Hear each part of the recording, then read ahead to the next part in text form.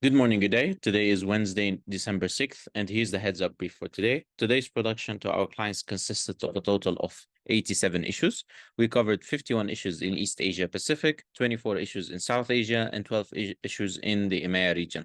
I will be briefing you on the major issues of today's production. Thanks, Bassel. Please go ahead.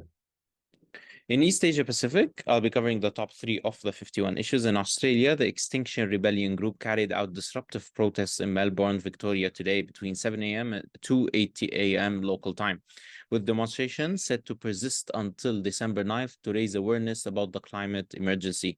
Nearly 24 protesters carried out a slow march down King Street in Melbourne's central business district and blocked one side of the street today. The group also burned a large koala effigy in front of an Australian Labor Party's Member of Parliament office at 2 p.m. local time today. We released an APAC advisory on this today. Thanks, Bassel. Keep our clients updated on more disruptive protests by environmental activists in Australia. Thanks. Sure. In Timor-Leste, clashes broke out between the martial arts groups Sete and the PSHT in the Villa Verde area of Delhi yesterday around 6 p.m. local time. The incident occurred when PSHT members were returning from a funeral ceremony of one of their members at the Bikusi cemetery. A provocation occurred at the cathedral roundabout in the area leading to the clashes. We released an APAC advisory on this today as well. Thanks, Bassel. Yeah, let's monitor this closely and update our Timor fortnightly report accordingly. Sure. In Indonesia, the Indonesian Government Association, APDESI, held a demonstration in front of the Parliament Complex building in Jakarta yesterday. They demanded that the Parliament immediately pass the village law.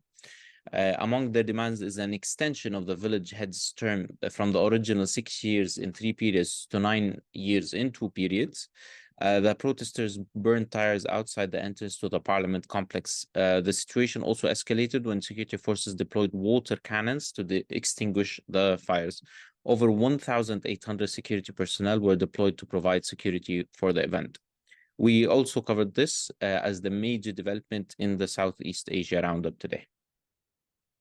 All right, thanks. Let's keep an eye out on it and see if more protests come up. This has been a controversial issue over the last year, and there have been protests for and against it. So let's keep an eye out on it. Thanks. Yeah, that's very well noted. In South Asia, I'll be covering the top issue of the 24 issues. In Pakistan, at least 4 people, including 4 minors, were injured in an improvised explosive device blast on Warsak Road in Peshawar, Khyber Pakhtunkhwa province yesterday. The incident took place around 10 a.m. local time. According to preliminary reports, the IED had around 4 kilograms of explosives and was placed on a cemented block near the Peshawar public school. Several buildings and vehicles in the area incurred damages due to the intensity of the blast. The attack site has been cordoned off and an investigation is underway to capture the perpetrators. No terror group has claimed responsibility for the attack as of yet. We covered this as the major development in the South Asia roundup today. Thanks, Basil. This is likely to be the handiwork of the Tehrik-i-Taliban, Pakistan. No group is likely to claim this because of the injury of minors. But yeah, let's keep an eye out on the increasing terrorism in Pakistan, especially as elections come next year. Yes, we are monitoring this closely. In EMEA, I'll be covering the top 2 of the 12 issues. In Ukraine, Treasury Secretary Janet Yellen has said that the U.S. would be responsible for Ukraine's defeat if Congress fails to approve the multi-billion-dollar aid package. Yellen said the funding was utterly essential and a precondition to keep the IMF support flowing to Ukraine. The Ukrainian chief of staff said that the postponement of the U.S. aid created a big risk that Ukraine would lose its war against Russia. We conveyed this to our clients via an advisory message today. Yeah, I think it's becoming now a common narrative that Ukraine is not going to win and that Russia is going to make gains, especially with the decrease in support from the West for Ukraine. So let's keep an eye out and see how the conflict pans into the next year. Yesterday.